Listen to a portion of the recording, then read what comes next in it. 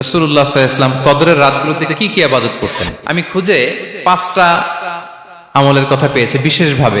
রাসূল সাল্লাল্লাহু আলাইহি ওয়াসাল্লাম বলেছেন, মান হুরিমা খায়রাহা ফাকাদ হুরিম, যে কদরের বরকত থেকে, খায়ের থেকে বঞ্চিত হলো সে আসলেই বঞ্চিত। হি ইজ দ্য লুজার, সে হতভাগা, সে পোড়া কপাল, সে বঞ্চিত।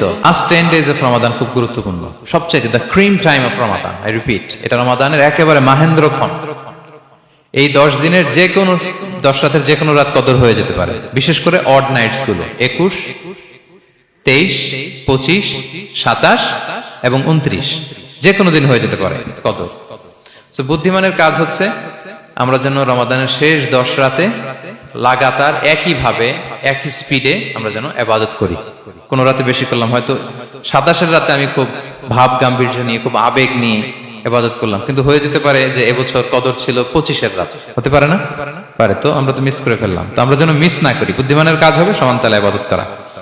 এবং এটা এত গুরুত্বপূর্ণ, রাসূল সাল্লাল্লাহু আলাইহি ওয়াসাল্লাম এত এমফাসাইজ করে কোন রাতের কথা বলেনি। আরবি মাস অনুযায়ী 354টা রাতের মধ্যে সবচাইতে শ্রেষ্ঠ রাত, সবচাইতে শ্রেষ্ঠ রাত সূর্য ডোবার পর থেকে হাত্তা মাতলাইল ফাজর, ফজরের সূচনা লগ্ন পর্যন্ত শান্তিময় এ রাত, বরকতের এ রাত। রাসূল সাল্লাল্লাহু আলাইহি ওয়াসাল্লাম বলেছেন, মান হুরিমা খায়রাহা ফাকাদ হুরিম, যে কদরের বরকত থেকে, খায়ের থেকে বঞ্চিত হলো সে আসলেই বঞ্চিত। হি ইজ দ্য লুজার, সে হতভাগা, সে পোড়া কপাল, সে বঞ্চিত।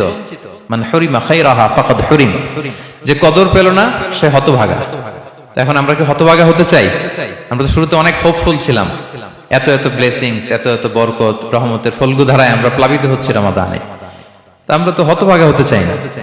তা আমরা যেন এই শেষ 10 দিন এক তালে আন্তরিকতার সাথে ঈমান ও ইহতিসাবা আমরা যেন ইবাদত করি। সম্মানিত ভাই এবং বোনেরা, তাহলে আমরা সৌভাগ্যশীলদের অন্তর্ভুক্ত হতে চাই, হতভাগা হতে চাই না। আমরা এবার একটু শুনবো যে রাসূলুল্লাহ সাল্লাল্লাহু আলাইহি ওয়াসাল্লাম কদরের রাতগুলোতে কি কি ইবাদত করতেন। আমি খুঁজে 5টা আমলের কথা পেয়েছি বিশেষভাবে।